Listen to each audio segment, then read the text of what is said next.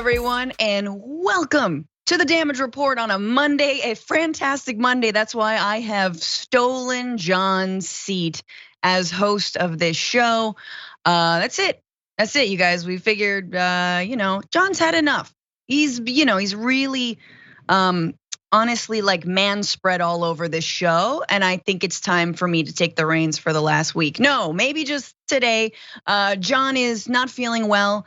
Don't worry, it's not COVID, it is scurvy. So just send him some love and thoughts and prayers. But we still have a great show because, wait a minute, it's not Fantastic Monday. It's Nina Turner Tuesday. Please welcome Nina Turner. I don't know, I think it's all the tryptophan, Nina, that's like all the turkey that is in my body currently from Christmas has got me confused. Also, because I'm here on a Tuesday. Right. Nina, how are you doing? Broken. Yeah, I'm all off. Yeah, it's okay. It could be Fantastic Monday if you want. If you want a Monday do over, it's allowed. Let's do it over. How was your Christmas? It was okay. I definitely spent time with family, baking. I got pictures, with flour all over because it's not, unless you got flour everywhere, it's not real. With my 2-year-old grandson baking sweet potato pies and pound cake. 2 years in a row with him, Fran. Can he actually do anything, or is he just kind of overseeing stuff? Oh no, he cracks the eggs. I got to be careful with the shells, But he's quite the chef. That's adorable. Yeah, I mostly just How about you? Oh, I do the fake, like put flour on my face and then come out like, oh my gosh, I baked all these Trader Joe's appetizers for you. Yep. It was good. It was really good. It was nice to watch all my favorite Christmas movies and then realize, oh, I've grown out of these and these are bad. In fact, these are canceled. We should not watch these again. But yeah, no, I'm glad to be here. Glad to have everyone here. If you are here, make sure you are liking and sharing the stream right now. Here on a Nina Turner Tuesday, December 28th, the final week of this hellacious 2021. We're not saying a word about 2022 because who knows? We don't know. Who knows what it's gonna be like? So just shh, very quietly, let's just move into this next year. But thank you all for being here. We got a lot to get to. We're gonna be talking about the new CDC guidelines. I wonder where they came from. I wonder why they're changing their tune in the middle of another COVID surge. We'll talk about that. We'll also talk about the January 6th insurrectionists getting PPP loans. This is very real, you guys, and it is probably my favorite, and by favorite I mean the most terrible story I've read practically all year, and also yet another flight fight. You guys, it's all in the air, all right? All the best fights, they're happening in the sky. So we're gonna look at that. So Nina, are you ready to do this? I am ready. And I hope John feels better too. I'm battling a little cold myself, so I can totally understand. But John, we sending you love. The Dragon Squad is sending so much love. Sending love to John. I hope you get over that scurvy and whatever raccoon bit you. That's how you get scurvy. So let's talk about a man who everyone should know about and who did sadly pass the day after Christmas. Archbishop Desmond Tutu, a leader in the South African anti-apartheid movement and a Nobel laureate, died at the age of 90 in Cape Town on Sunday. He was a humanitarian until his very last breath. After the apartheid regime was defeated in South Africa, he led the Truth and Reconciliation Commission, which again was this attempt to take stock of the crimes under the apartheid regime and also heal a nation. Something I think a lot of us in the States are wondering, hey, maybe we need something like that here. But it wasn't just in South Africa. Archbishop Desmond Tutu spoke out against the occupation of Palestine. He including supporting a boycott of Israel, which is something that we know has been criminalized in this country. He spoke out in 2003 against the invasion of Iraq. He refused to share a stage with Tony Blair at the time because of Blair's support of the war. And he even talked about climate change as well as vaccine apartheid, as I know we've spoken a lot about on the show. A quote for you, he has far too many incredible quotes, but He says, if you are neutral in situations of injustice, you've chosen the side of the oppressor. If an elephant has its foot on the tail of a mouse and you say you are neutral, the mouse will not appreciate your neutrality. And that's just such a funny quote, because if you've ever seen Desmond Tutu speak, I had the privilege of doing so back in 2003.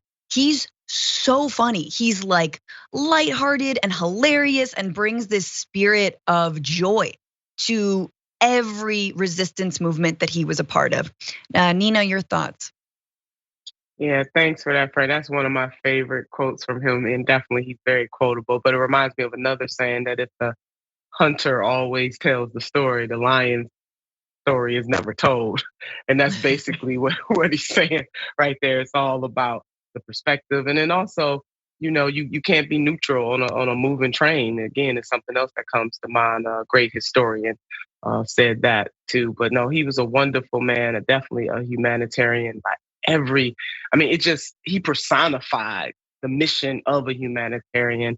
And that truth and reconciliation that you brought up, Fran, I have been crying out for that for so many years. I think we really do need to do something similar in the United States of America to deal with our own form of apartheid and chattel slavery in this country. The sins have not been totally answered.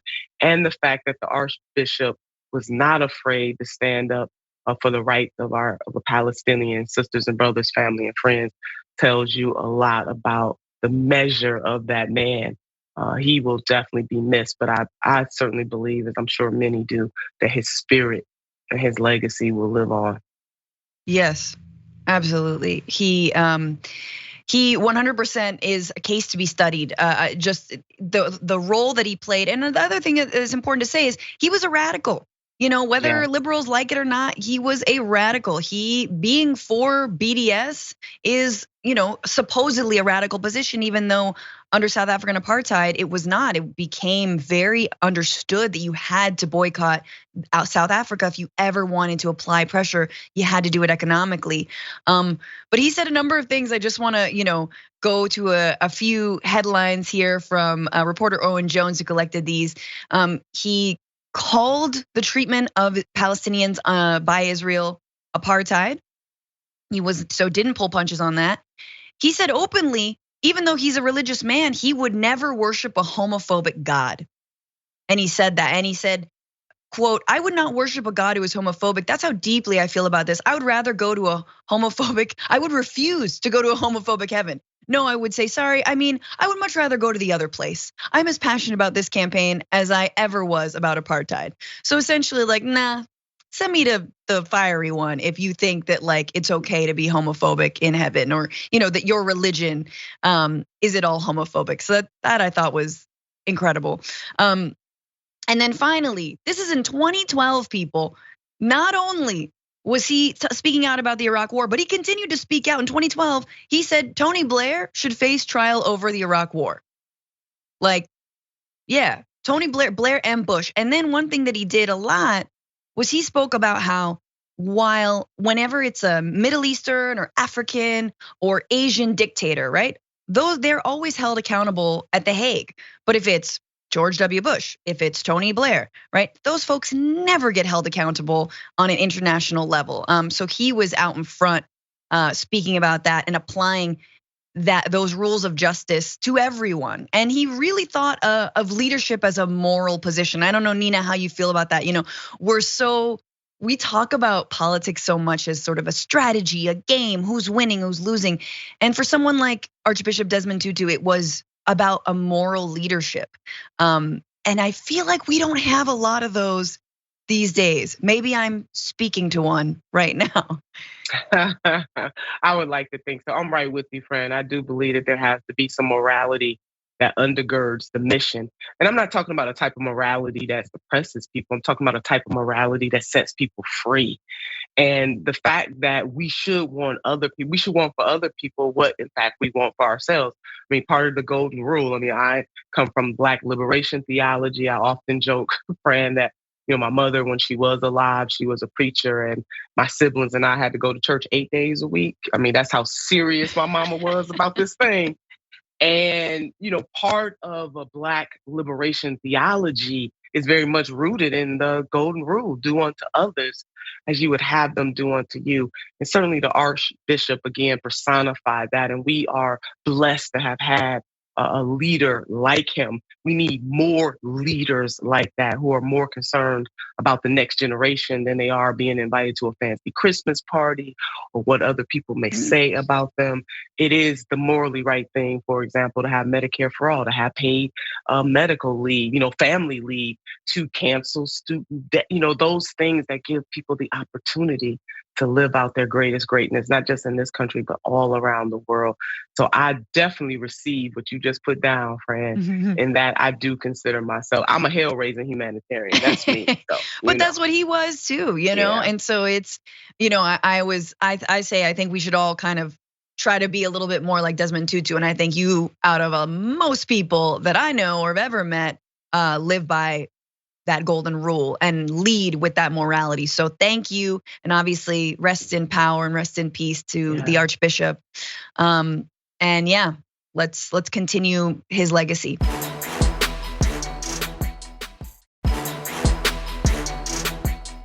Speaking of someone who truly needs moral leadership, it's just a compass. Let's talk about the schmeck who stole Christmas. So it was just Christmas Eve, and a father of four named Jared Schmeck decided to do what his family does every single year, which is call into what's known as the NORAD Santa Tracker, which tracks Santa's sleigh movement across the globe, which is very real, and don't ever question that. Except for this time, the people who were on the other line answering those calls from kids and their families were the president and the first lady, President Joe Biden and Jill Biden. And Jared Schmeck had that opportunity, spoke to the president, told him all the things that his family wanted for Christmas, and then ended with this. Take a listen. Well, I hope you have a wonderful Christmas. Yeah, I hope you guys have a wonderful Christmas as well. Merry Christmas, and let's go, Brandon. Let's go, Brandon. I agree. Let's go, Brandon. Yes, the wackiest burn that the conservative movement has come up with that basically is code, special secret code for F Biden. And so you see, Joe Biden's initial reaction is, haha, let's go, Brandon, as if he didn't hear him. He doesn't know what it means. And then Jill Biden, just kind of the color drops from her face. But Nina, your first reaction to this moment, and also President Biden's response to being told to F himself. I mean, it definitely was in poor taste. It wasn't even necessary, whether he agrees with the president's politics or not. They weren't in a heated debate over policy issues, right? It was a Merry Christmas, and not for him, it was for his children. So it just didn't make sense. I could see if they were in a heated political exchange, then maybe, but they were not. It was a Merry Christmas. But Francesca, more than that, I'm kind of feeling like, who cares? I really don't give a damn about this, honestly, if I could just be honest about this. There's so much happening in the world right now, so much suffering. To debate over and over again this man and this faux outrage about what he said to the president. Yes, was it in poor taste? Yeah. Was he having a synapse lapse at the time, or did he really mean to say that? Sometimes people, your mind is going really fast. You just think, oh, I'm just going to say this. It's felt good in his mind. But when it came out of his mouth, and I know since then he's gone on Steve Bannon and saying that his freedom of speech is being suppressed and all of this nonsense. Man, just own up to it. Either you had a synapse lapse in the midst of talking to the president of the United States of America, or you meant it. Just whatever it is. But ultimately, the death threats the man is getting. He's claiming he's getting threats and all that. That's just nonsense, and I think it's all a distraction too. We got other things that we should be giving our time and attention to. And guess what? The president's gonna be all right. He'll be all right. His feelings will be fine, for sure. Yeah. And I agree that it is largely a distraction. It just feels kind of so depraved to be on a phone call with the president of the United States and talk about your kids wanting a Barbie and like a Nintendo Switch, and then telling him to go F himself. It's just like, but it is truly the most MAGA moment meets the most like sort of old timey Woody from Toy Story president we've ever had, and they sort of clashed right there. And Biden doesn't even know that he's being insulted. So there's that. I agree it's a distraction, but that being said, it's a fun distraction and allow me to indulge myself a little bit longer. Initially, Schmeck, who by the way is the perfect name for what kind of a person he is, Schmeck said he's not a Trumper, but described himself as a quote, free-thinking American and a follower of Jesus Christ. And that's why he told the president to go F himself on Christmas Eve, in the spirit of Christmas. He writes, quote, I understand there's a vulgar meaning to let's go Brandon, but I'm not that simple-minded no matter how I feel about him, the 35-year-old father said Christmas mornings. He seems like he's a cordial guy. There's no animosity or anything like that. It was merely just an innocent jest to also express my God-given right to express my frustrations in a joking manner. I love him just like I love any other brother or sister. And now, as Nina alluded to, I'm being attacked for utilizing my freedom of speech, Schmeck said, adding that he's been receiving vague but threatening phone calls since a Santa tracker call. I don't know about you, Nina, but when I love someone like a brother, I don't usually tell them to go F themselves, although it depends. I mean, maybe we're in a sibling spat. But this having it both ways. I love Jesus Christ, and I just told the president to go F himself. I'm reminded of watching the 4 Hours at the Capitol HBO documentary recently. They're on the lectern. Insurrectionists on the lectern going, in Jesus' name, amen. Now, I'm not a very religious person, but Nina, you just talked about being brought up in that tradition, but in a Black liberation tradition. I don't know, your thoughts on that?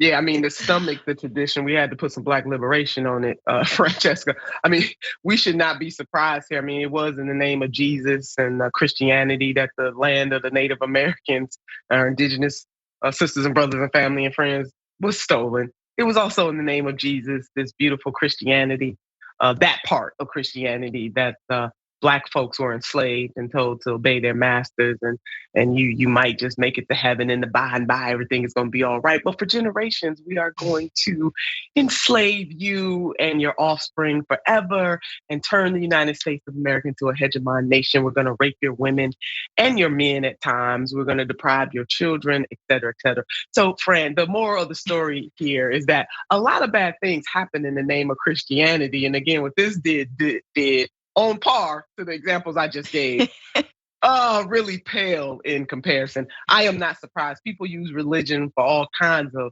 nonsense and evil, but same on the other side of that, religion can also be used to uplift. So when all else fails, lean on Christianity, baby. That's so true. You could just, yes, some of the worst people have used it, yes, as you just mentioned, to justify the worst things. And as Nina alluded to, the jury was out. It was like, who was this guy? Was he just like a Joe the plumber, just mad about vaccine mandates, even though he's totally vaccinated? Definitely not. Was he someone who was just like, we're all frustrated about the supply chain, I guess. Who was he? And the other day, as this saga has unfolded, we learned exactly who he is. In fact, he's a mega magger, and he went on Steve Bannon's podcast, and take a listen to what he said. Yeah. I mean, for me, Let's Go Brandon is, and I've said it in other articles, I am a Christian man. For me, it's God first and foremost. I don't follow any one man blindly. Some of the media has run with that and said I don't support Donald Trump. That's absolutely false. Donald Trump is my president, and he should still be president right now. The election was 100% stolen. So I just want to make that clear. I follow Donald Trump because he is my president. It's not political. He's still the president, and the election was stolen. I don't follow blindly one man, but like Donald Trump is the Lord and Savior, obviously next to whatever that guy's name is. I don't know. Yeezus. Anyway, the point is there's Schmeck in all his full Schmeckian glory.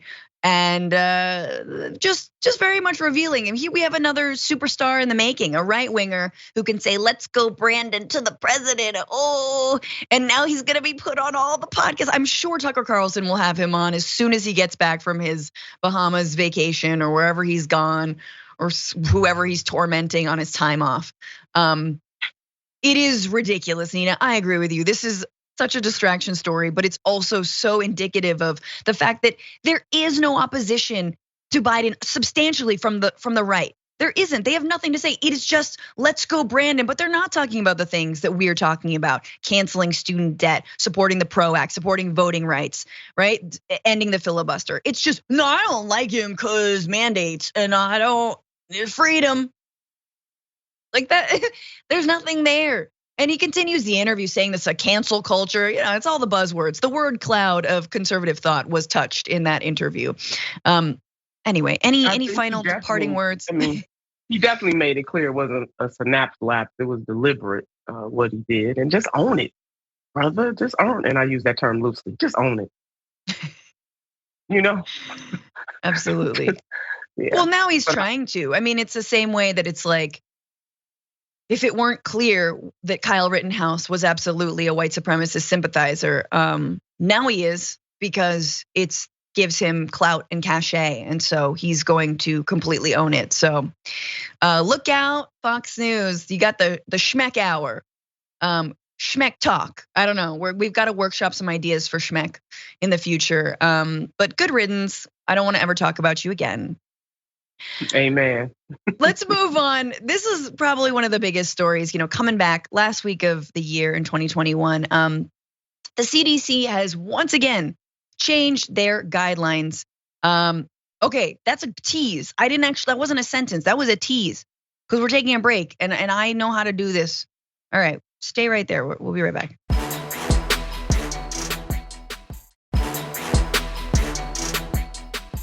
All right, welcome back to the Damage Report. Francesca Fiorentini in for John Idarola, here with Nina Turner. And as a reminder, Nina, I got to tell all the good people that I am also the host of a show called the Bitchuation Room podcast, and the Twitchuation Room, which is TYT on TYT's Twitch channel every Wednesday, 3 p.m. or 4 p.m. Eastern. So don't miss that. I'll be there tomorrow. And Bitchuation Room every Sunday. Okay, I'm done. Let's get into this. The CDC has released yet again new guidelines for COVID and quarantine. Now, they are saying that instead of needing to isolate and quarantine for 10 days after getting a positive COVID test, you only need to isolate and quarantine for 5. US health officials on Monday cut isolation restrictions for asymptomatic Americans who catch the coronavirus from 10 to 5 days. Similarly, shorten the time that close contacts need to quarantine. Last week, the agency loosened rules that previously called on healthcare workers to stay out of work for 10 days if they test positive. The new recommendations say that workers could go back to work after 7 days if they test negative and don't have symptoms. And the agency said isolation time could be cut from 5 days or even fewer to 5 days or even fewer if there are severe staffing shortages. Okay, so that is for healthcare workers, but in general for all workers, they're saying, and these are recommendations, this is obviously not a mandate. I mean, since when has this country actually had mandates? It's a recommendation to employers and employees, state and local officials, but of course, that's where a lot of state and local officials are taking their guidelines from. So it might not be a mandate, but it is going to be used by the country over.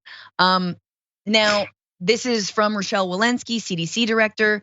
She says, quote, "Not all of those cases are going to be severe. In fact, many are going to be asymptomatic. And we want to make sure there is a mechanism by which we can safely continue to keep society functioning while following the science." Okay, so keep society functioning. Hold that in your little coin purse of bad thoughts for a second. I don't know what that is, but it is something now. But let's look at the science. Okay, so that was CDC Director Rochelle Walensky, and there's been some conflicting evidence as to whether it is safe to go out of quarantine after 5 days, even if you've tested positive. Remember, we're in the middle of an Omicron surge across the country. Cases are doubling every single day. So this is from an immunologist named Aaron Bromage. This is on Twitter. He writes, "I'm baffled at the CDC's decision to shorten isolation. Here are tests from the same person, day 0, in other words, 3 days after exposure, and day 8. The person still has a huge amount of virus in their nose 8 days after testing positive. Quickest clearance, 6 days, longest 8.5 days. So you can see day 0, 3 days after exposure, and then 5 days later, they're still testing positive, which I assume means you can still be spreading this. And now apparently this is an antigen test. Apparently PCR tests show people who have had COVID to be infected for longer. So they will give a positive result for a longer amount of time. But an antigen test will actually more rapidly show that you are testing negative as you recover. And this is an antigen test, which is still showing after 5 days or 8 days that this person is clearly still infected and could still infect others. But let's get another opinion. An epidemiologist, Michael Mina, writes, the CDC's new guidance to drop isolation of positives to 5 days without negative tests is reckless. Some people say infectious 3 days, some 12. I absolutely don't want to sit next to someone who turned positive 5 days ago and hasn't tested negative. Testing negative to leave isolation is just smart. So right, this isn't you must test negative and then you're okay to go back to work. It isn't, hey, employers, make sure to give your workers 10 days off or 8 days off or those 5 days off. Those days must be paid. This is just a completely apolitical, hey, why don't you can go back to work after 5 days. You're fine. You're fine. No need to test negative. Nina, just your thoughts before we go into maybe the why. What are your thoughts overall on this change from the CDC? Bunch of BS. I'll keep it PG. I'm telling you, I'm about to leap out of my skin over here, Fran. It is ridiculous. It is reckless in every way. And I'm gonna go back to a point that you made from that AP article when this woman, she said that they made the changes. The new recommendation said workers could go back to work after 7 days if they test negative and don't have symptoms. And the agency said isolation time could be cut to 5 days or even fewer if there are severe staffing shortages. Right. This is for healthcare workers. Keyword, severe staffing shortages just magically makes it okay to go back to work. And then you know what? I try to follow the nurses too, Fran, the science and the nurses. And the National Nurses United, they have been tweeting up a storm about this. And one of their tweets read, new weakened CDC government guidance on isolation for healthcare workers who have tested positive for COVID-19 is reckless and will only result in future transmission, illness, and death. In other words, why are you putting healthcare workers' lives in jeopardy? The very people who are the lifeline for us, you're putting them in jeopardy. But I don't want to step on our lead, Fran. I'm gonna stop right there so we can come back and keep layering on this. No, but that's a really good point. Looking to the National Nurses Union is really important, and nurses unions across the country, because absolutely, I imagine you're sick, you're in the hospital. Would you want to be attended by someone who has COVID? What if continuing the spread of it, or are we now just saying, well, everyone's just gonna have COVID in this ward? Like what are we actually saying to people? And what about the healthy staff that doesn't have COVID? So, and how are you, it's just, I understand there are shortages, absolutely. But is this a way to keep people safe in a hospital, or is the way to make sure they stay out of the hospital in the first place? And we'll get to a way that maybe they could do that. So given the new CDC guidelines saying that those with COVID don't have to quarantine for a full 10 days, but instead can do it for only 5 days, completely cut in half in the middle of, again, an Omicron surge that is hitting the nation. Why? A lot of people are wondering, why did the CDC do this and why do they do it now? Well, a little story dropped right before the holidays, and it seems to indicate a reason for that, which is that apparently the CEOs of major airlines asked the CDC to do exactly this, specifically the CEO of Delta, Ed Bastian. So Bastian wrote to the CDC director, Rochelle Walensky, proposing a 5-day recommended quarantine period for fully vaccinated individuals who contract COVID. The existing recommendation calls for a 10-day period of isolation. I don't know whether the fully vaccinated swayed the CDC. Who knows? But it went on. There was a sort of a big sell to the CDC director from the head of Delta, writing, quote, "Our employees represent an essential workforce to enable Americans who need to travel domestically and internationally," wrote Bastian, along with the airline's chief health officer, Henry Ting, and medical advisor, Carlos Del Rio. With the rapid spread of the Omicron variant, the 10-day isolation for those who are fully vaccinated may significantly impact our workforce and operations. In other words, we're gonna lose money unless we put our airline workers back to work before 10 days. Now, we've known that thousands of flights have been canceled over the holidays, some because of snow, but a lot of them because airline workers and flight attendants are actually getting sick.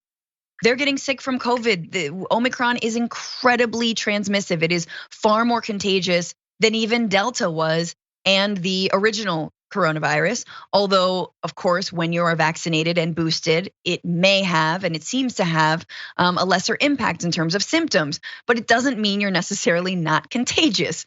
I just want to read one more thing because it wasn't just Delta. So on Wednesday, CEO of JetBlue Airways, Robin Hayes, issued a separate letter echoing Delta's request to the CDC. "We can safely mitigate disruption to our essential services and further economic harm." Economic harm to whom? During this Omicron wave by reducing the isolation period from the start of symptoms for those who are fully vaccinated and suffering from a breakthrough infection. Nina, your thoughts? Fran, Lord have mercy on our soul. I'm calling on Black Jesus right about now. The moneyed interests are actually controlling what the CDC has just put out. And I've been kind of watching the CDC deeper since the Trump administration. They seem to model whatever the will is of whoever's in the presidency. And this is definitely irresponsible. You got nurses standing up as they usually always do, like 99.9% of the time. Trust the nurses, baby. When they say this ain't right, this is not right. You even have doctors and other scientists weighing in on this. It is the moneyed interests. Another example of the system is rigged. These big corporations can write to the CDC director and get this director to change the rules, even though it will put lives in jeopardy, lives in danger. I want that CDC director to actually watch Don't Look Up. This is a Don't Look Up moment, Francesca, right about now. There is danger approaching. And these fools are sitting up here acting like it's just another thing. And from a policy perspective, we need paid family and medical leave so that people can take the time off that they need to heal. Friend, this is not just about the physical symptoms of the virus, if that's not enough to move us, but there are psychological impacts to this. There are economic impacts to this. Right. Not just the physical impact, it's all of that. We are whole as human beings. And these people are just like, oh, nothing to see here. If we have a shortage or the economy is suffering, just send these essential workers back to work. We don't give a damn as long as we keep making money. Right. Economic impact for whom? Right? Like these CEOs are completely arguing that it's their economic impact. Their bottom lines are going to be impacted. Well, why don't you just pay people to stay home? Why don't you just take a little bit less of a Christmas bonus? I'm sure they both made mega millions in that. Why don't you just, pay your airline workers? What about the economic impact of going back to work, right? Yeah. Of what about and this entire time, there's been, the CDC has been sort of, oh yeah, this is the health guideline, but this is the first moment we've seen from the Biden administration truly that even something like the CDC, it is a nonpartisan issue when it comes to money, that both Democrats and Republicans make a decision that favors money and the wealthy over working people. time and time again. Here's a moment where you could, say, no, you know what? My CDC is not gonna do that. But instead, this is the most Trumpian stuff we've seen out of this CDC and out of this administration in a long time, right? This feels like a Larry Kudlow move. Like Larry Kudlow's like, hey, bravo, send all these sick people back to work. But and when what about their families too, Fran? A lot of these people have families, and even if they're single, I'm not talking about status or anything, but people have families. They got people who love them that they got to interact with on a regular basis. And you like just the hell with them as workers, the healthcare workers, and then you're also saying the hell with their families. There are some policy measures that could be implemented. Again, paid family and medical leave, and also Medicare for all. Right now, universal health care is absolutely needed instead of just listening to the moneyed interests who obviously do not really give a damn. And this is a moment where, when the Reverend Dr. Martin Luther King Jr. once said, what affects one directly affects us all indirectly. Fran, this is a very good example of that. Hello, somebody? The pandemic is it's just like smelling salts. It keeps on trying to wake us up and we keep on trying to ignore it. At least our leaders keep on trying to ignore this moment.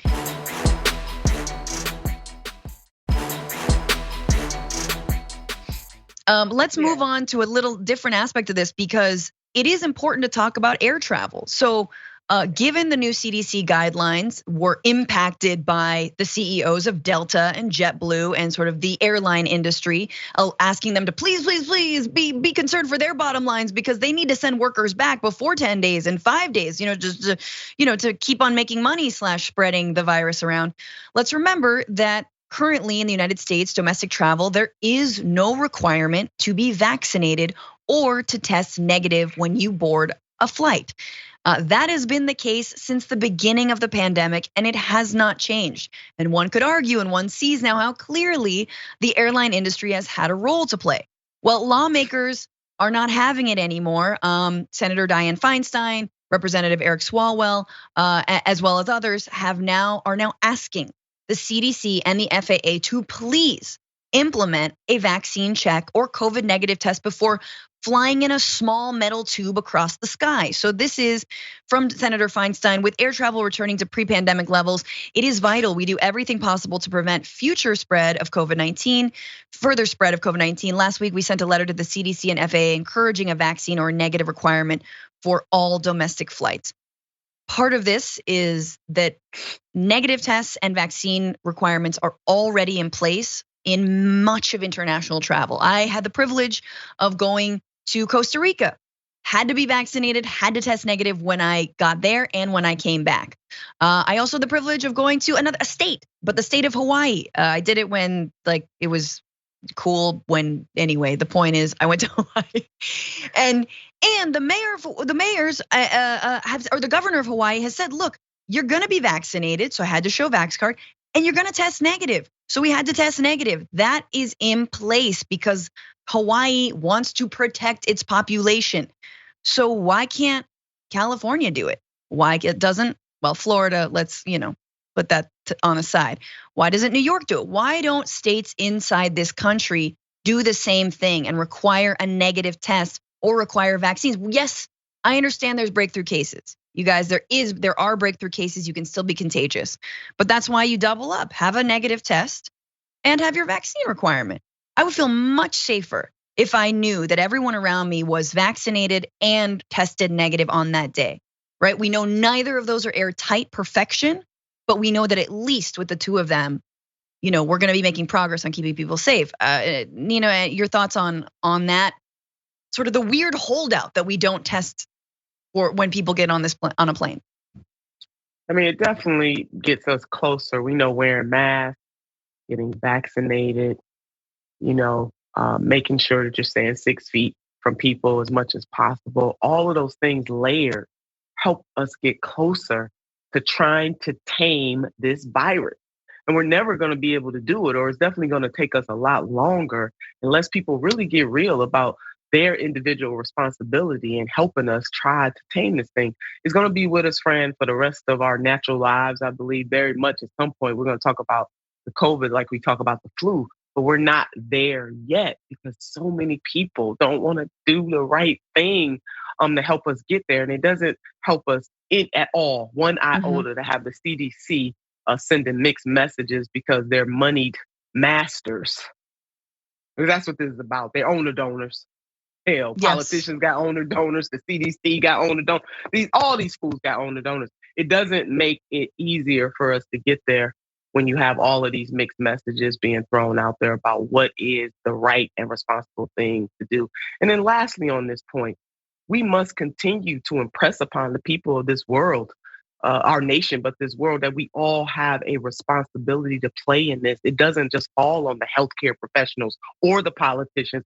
It falls on all of us. And while I'm on this point, the industrialized nations that are withholding the vaccine from poor nations, I want to use the F word right now. Okay. What would Jesus do on this one? Oh yeah, he would be outraged. It really is a shame, friend, because we can't be safe in the United States of America. We can't be safe in North America if our sisters and brothers and family and friends in South America or Africa or the Asian country, everybody has to be safe. And part of that is making sure that we get masks, that we get the vaccines to people, that we all do what we can to be part of the solution in this, friend. It makes no sense to me. This is cruel. It really is.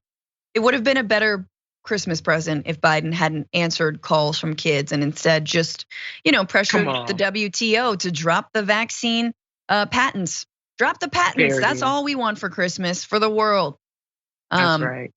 Get Bono in there. Do they even know it's Christmas? Shut up. I'm sorry. I'm just mad at Bono now for no reason.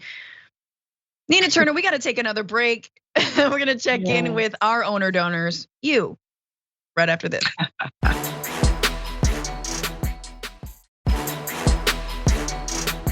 Welcome back to the Damage Report for the final few moments of this amazing hour with Nina Turner, Francesca Fiorentini.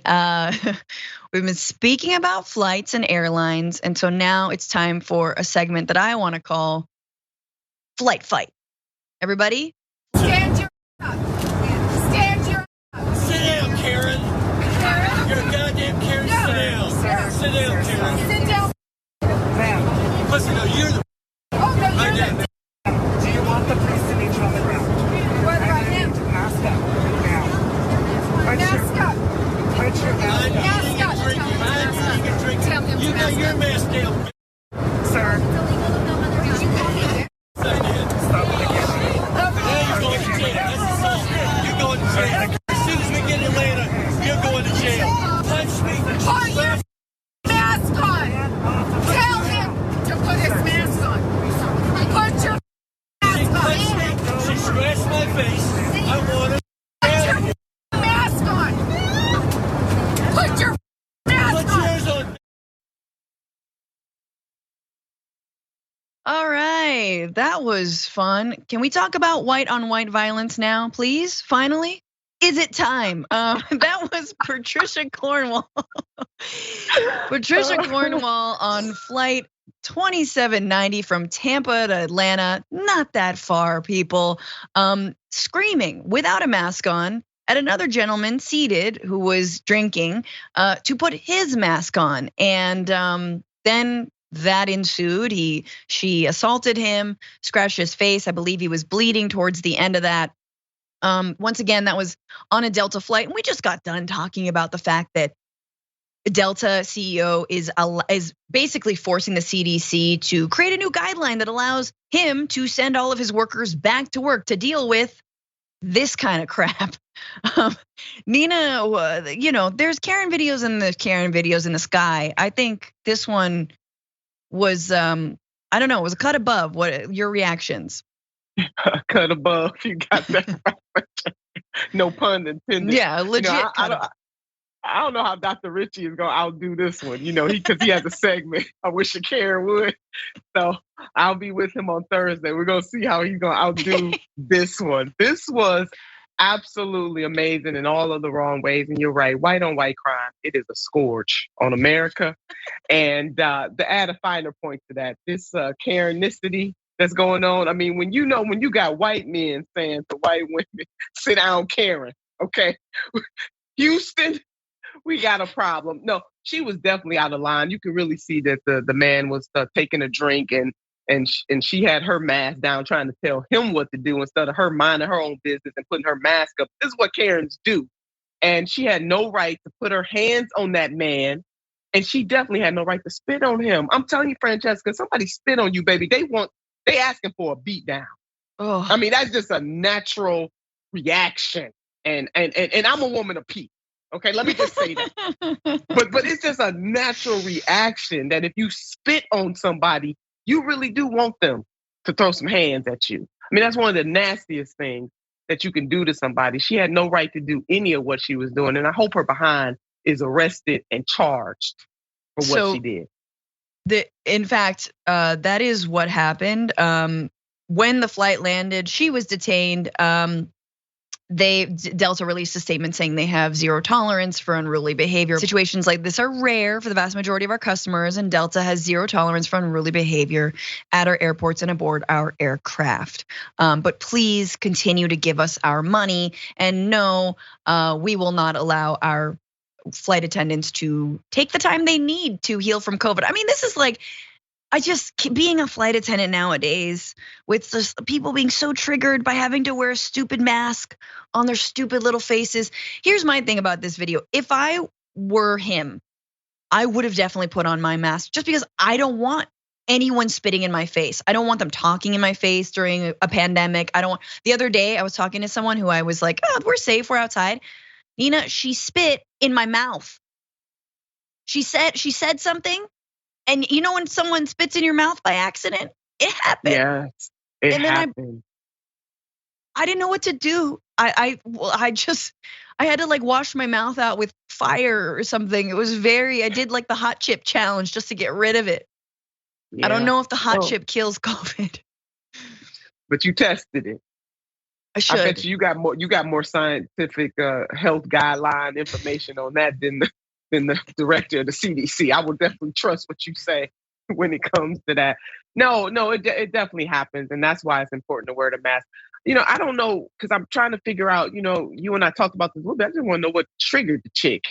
You know, was she just walking by coming from the restroom and she saw the man didn't have the mask on and she just got triggered like that? But you're right. I mean, but he was drinking. I think he was maybe kind of taken aback that she even came at him like that he was too stunned to put his mask back on. But you do see his bottle, you know, of water, which it is allowed that you could take sips and some bites of your food. Yeah. You know, without your mask. Jesus. Right. Jesus. Right. Well, let's quickly jump to let's do the F block before we end. It's not ending on a high, but it just one more story for the good people. So a lot of Angelenos have been on a holiday break, but the LAPD has not been on a break from shooting innocent unarmed civilians. So 2 days before Christmas at a Burlington coat factory in North Hollywood, there were a couple of distress calls because there was a man wielding what appeared to be a bike lock. Police officers came into this situation, about 12 of them in total, and they shot at the person who was apparently wielding a bike lock at people, immediately started firing and killed a 14-year-old girl named Valentina Orellana Peralta, who was in a dressing room with her mother. Attorneys representing the family of Orellana Peralta said in a statement Monday that the girl was in dressing room with her mom trying on Christmas dresses and that she died in her mother's arms. I want to show you this video quickly and then show you exactly where the dressing room was. Hey, she's bleeding. She's bleeding. Hold on. I got her. Shots fired.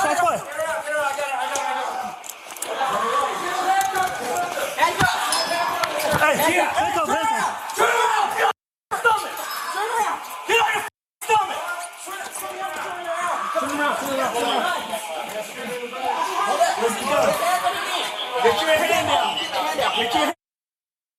So that is the LAPD shooting at the suspect who was also shot and killed. But then you hear some screams in the background. And can I just go to this photo very quickly of the dressing room that was right behind where the suspect was? That is the dressing room that those bullets flew into and killed 14-year-old Valentina. And bullets ricocheted off the ground and killed her, and you can hear her mom screaming. We don't have time to get into this, Nina, but thank you so much for joining us. It is a damn shame, and there needs to be accountability. You guys, thanks for joining us. Stay tuned. Tragic.